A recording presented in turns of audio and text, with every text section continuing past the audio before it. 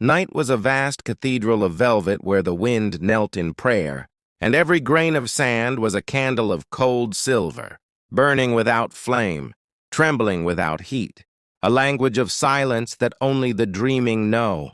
I walked beneath those heavens as though the world were nothing but breath, as though each step might vanish behind me like mist drawn back into the mouth of the sea. The stars hung low, heavy with ancient promises, each one a forgotten vow from the first dawn of time, and I could taste their distance on my tongue, a mineral salt, a sweetness older than rivers, older than grief. The dunes were a slow ocean of shadow, rolling their dark tides beneath the patient moon. My heart beat in time with their hush, with the slow pulse of a universe half asleep. I thought of all the travelers who had crossed this emptiness before me, their whispers folded into the sand, their footsteps buried in the patient memory of the earth.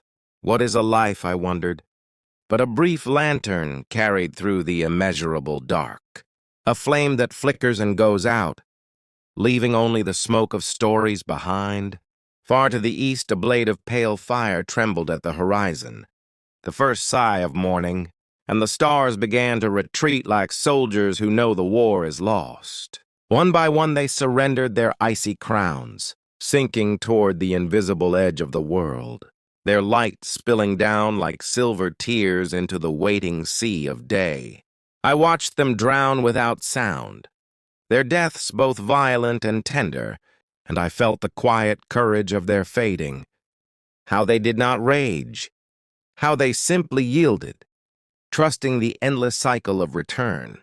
The ocean of rising light deepened, a flood of molten gold that poured across the desert, turning every dune into a cresting wave.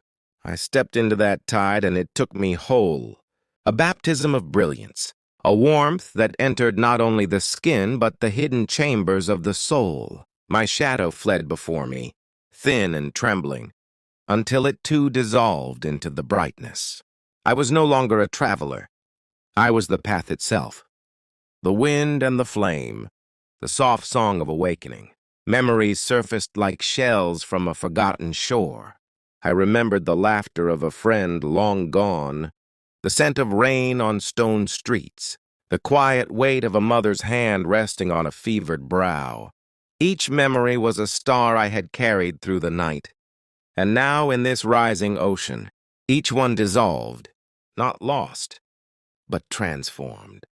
A light no longer separate from the vast morning.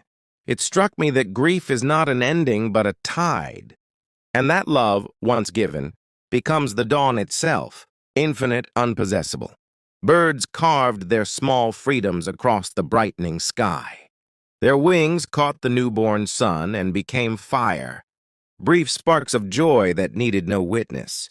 I listened to their untranslatable hymns and felt my chest expand, until I could not tell where the singing ended and my heartbeat began. Perhaps that is all enlightenment is, the moment when the boundary between self and sky is erased, when you realize that to breathe is to praise and to walk is to worship. The dunes glittered now like hammered bronze. Shadows gathered only in the smallest hollows, soft as secrets, and even those would soon vanish. I thought of the countless nights ahead, the inevitable return of darkness, and instead of sorrow I felt a kind of devotion. For without night there can be no drowning of stars, no resurrection of light, no reminder that loss and renewal are two syllables of the same eternal word. The universe does not cling, it dances. A caravan appeared on the far ridge, tiny as ants against the immeasurable sky. Their bells chimed like distant rain. I wondered what stories they carried, what hungers and healings, what silent hopes kept them moving across the barren splendor.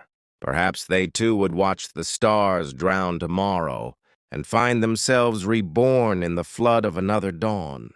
Perhaps we are all pilgrims of the same endless cycle, each horizon only a door to the next awakening. I knelt in the sand and let the sunlight burn its blessing onto my skin. Grains clung to my palms like golden seeds. I thought everything the night tried to hide, the day reveals without shame.